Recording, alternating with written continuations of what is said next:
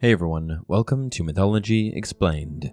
In today's video, we're going to discuss Odin, how he constantly endeavored to expand his knowledge, deepen his wisdom, and develop his magical mastery.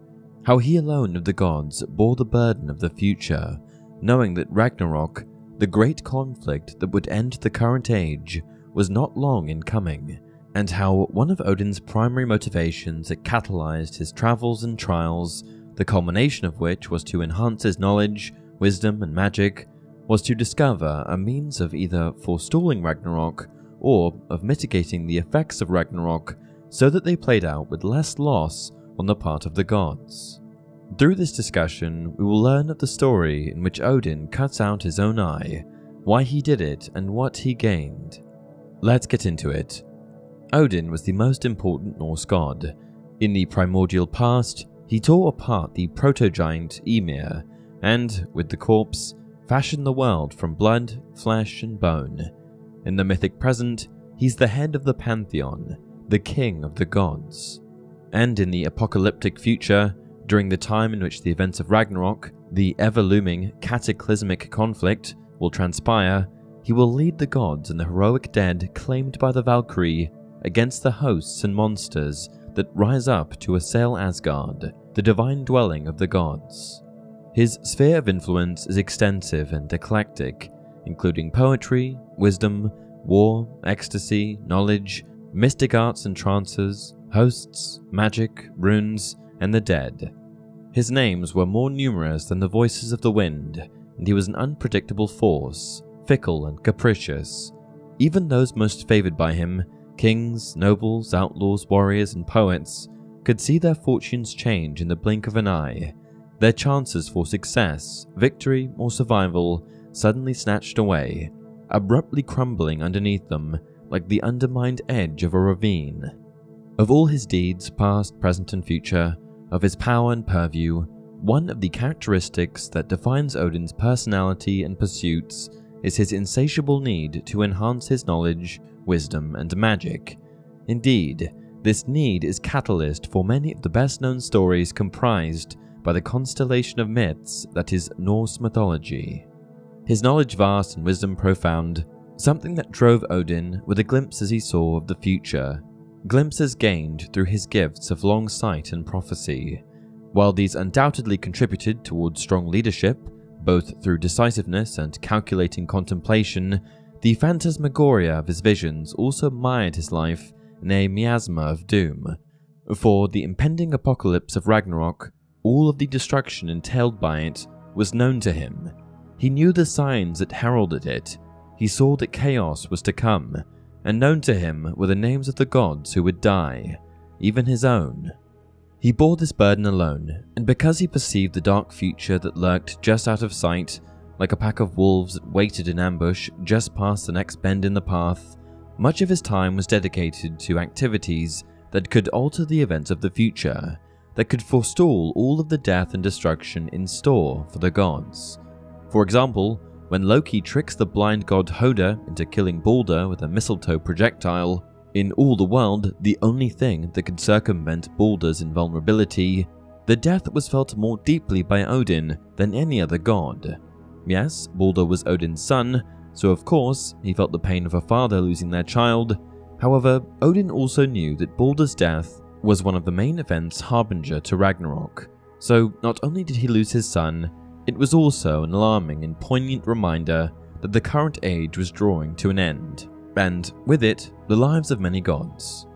Odin travels far and wide astride Sleipnir, his magnificent eight-legged horse, journeying to the far corners of the Nine Realms in search of magic and knowledge. He has two ravens, Hugin and Munin, meaning, respectively, thought and memory, who fly over the world each day, bearing tidings on dark wings back to their master. On Yggdrasil, the world tree, he hanged himself for 9 days and 9 nights after transfixing himself with his spear, effectively sacrificing himself to himself. This experience came within a hair's breadth of claiming his life, but the arcane knowledge he gained, the use of runes, an ancient writing system used, among other things, for magic, certainly rewarded Odin's intrepidness. Interestingly, Ig can mean terrible one, one of Odin's names, and Drusil is an ancient word for horse. Put together, they can be interpreted as meaning Odin horse, a metaphor for a gallows tree. This shows the parallels drawn by ancient Scandinavians between the sways and bobs of a person who rides a horse and the desperate struggle of a person hanged by the neck with their hands bound. Here are the lines of verse from Havamal, a poetic Edda, that describe this nearly suicidal stunt. I know that I hung on the wind-swept tree, all 9 nights, with spear was I wounded, and given to Odin, myself to me. On that tree which no one knows, from which roots it grows, bread I was not given, no drink from the horn. Downwards I glared, up I pulled the runes, screaming I took them, from there I fell back again. Of course, the reasons for Odin's obsessive and unending quest to expand his magic and mind were many. Undeniably, though, the desire to preempt a dire and disastrous chain of events written in the future was chief among his motivations. In addition to what's already been discussed, Odin also sacrificed one of his eyes, which is what we're going to spend the rest of this video on. To understand why Odin resorted to yet another extreme stunt of self-mutilation, we have to begin with the World Tree, the 3 roots that serve as its foundation, and the wells that exist beneath these 3 roots. Specifically, the Well of Mimir, which is beneath the root that exists in the land of the giants. Here's a passage from the Prose Edda to explain. The ash, Yggdrasil, is the largest and the best of all trees. Its branches spread themselves over all the world, and it stands over the sky. 3 roots support the tree, and they are spread very far apart. One is among the Aesir, a second is among the frost giants where Gnungagap once was.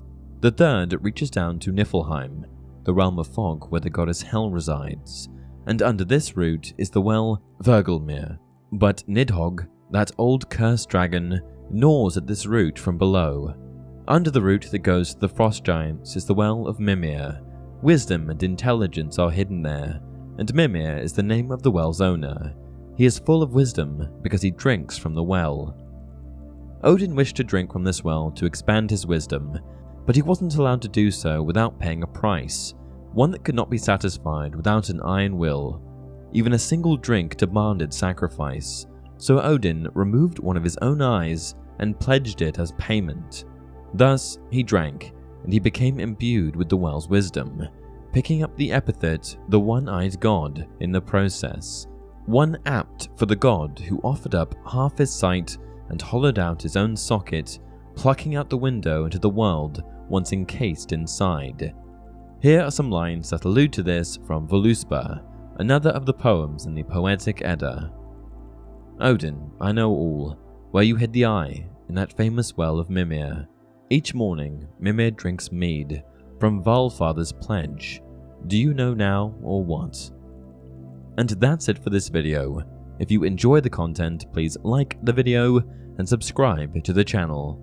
As always, leave your video suggestions down below.